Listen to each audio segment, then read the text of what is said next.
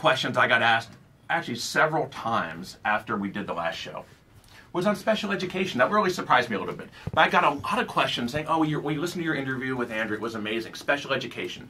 There is something called a transition program. I know we're trying to do it in Hawaii where we're building a program that's for special needs high schoolers to be able to transition them into the real world with real skills, with the skill sets they need to succeed.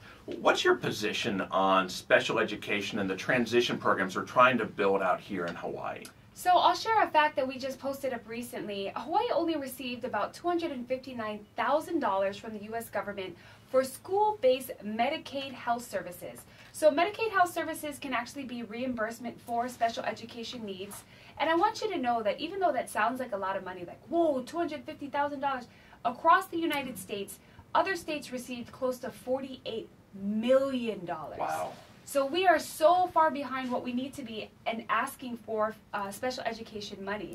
And the most important part I think that people should know is that we have 21,000 students with special needs here in Hawaii. So that's about $12.38 per student that we're actually trying to get from the federal government. That's way too low. Yeah, so is this something that you're going to be able to do, Andrea, to be able to go out, once you're governor, to go out and reach out and get these federal funds and then bring them in and be able to utilize them? Yes, it's very simple. What you do is you actually propose a program where the federal government agrees that it's something sustainable, that it's actually going to result in more benefit for the students, and then you ask for the money. That's right. You don't ask, you don't get. So how do we recruit and retain more teachers here? Because there's a huge shortage of teachers in Hawaii, and in particular special needs is such a high percentage where we don't have teachers. It's hard to recruit.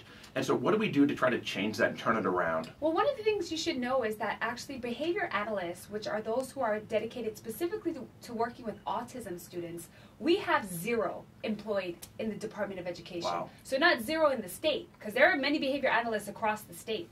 But the Department of Education has not hired specialists to work in the classroom. Now, is that because of a lack of funding or a lack of just... What's the reason for this, Andrea? So 2 years ago in the legislature, there was actually an act passed that mandated that the Department of Education have licensed, qualified behavior analysts working with autism students.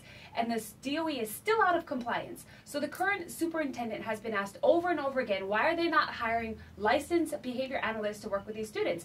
And the response is, oh, there's not enough of them. Oh, we can't find them. The reality is that they're everywhere. But the DOE refuses to make that step towards getting more qualified analysts in the classroom. If you have a child with autism, if you have a child with special needs, you should be concerned. Absolutely. No, because go ahead. this is not just for public school. I've had parents contact me with the same issue for charter schools. They're saying our kids have need, you're supposed to have this federal funding to help us, and like I quoted in that statistic, if there is money out there for us to hire and give these special services to these students, then why are we not going and getting it? And I know this is a high priority for you. I know just talking with you and personally the way that it's not just, this is a high priority issue for you that we need to make some changes to, because they can be high-risk kids. These are great kids. They are incredibly talented, and we need to have funding, the teachers, and a program to get them, once they leave high school and that safety net goes away, right, so that they can be self-sustaining.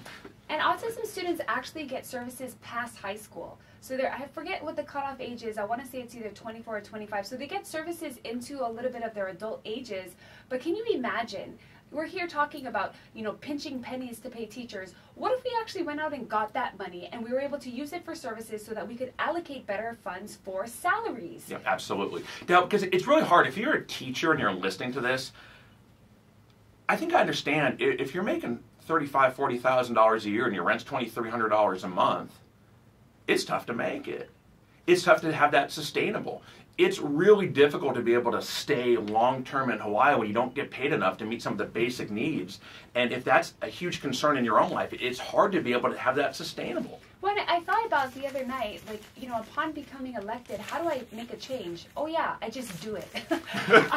I need to go in there and say, you know what, salaries are priority. So if we can get the salaries up to a level where people can live off of it, then all the other monies in the department, that goes to services or other things they need. But, if you've ever seen like a jar, they always have this example for priorities. You put the rocks in, you put the sand in, you put the water, all of it fits. But if you do it in the wrong order, nothing fits. Nothing fits. That's right. So if we are out of our prioritization of where we need to be with pay for social workers or pay for teachers or accessibility for doctors, then what we have to do is put that as a first priority, and then everything else comes after. So administrative costs don't come first. That's right. And, fees for other things that we don't need or vacant build, that doesn't come first. The salaries for teachers comes first. And then after that, it's making sure that we have students and that there's adequate facilities, and then everything else gets pushed back. If this means that we have to cut some of the top-down heavy administration costs, that's what we have to do.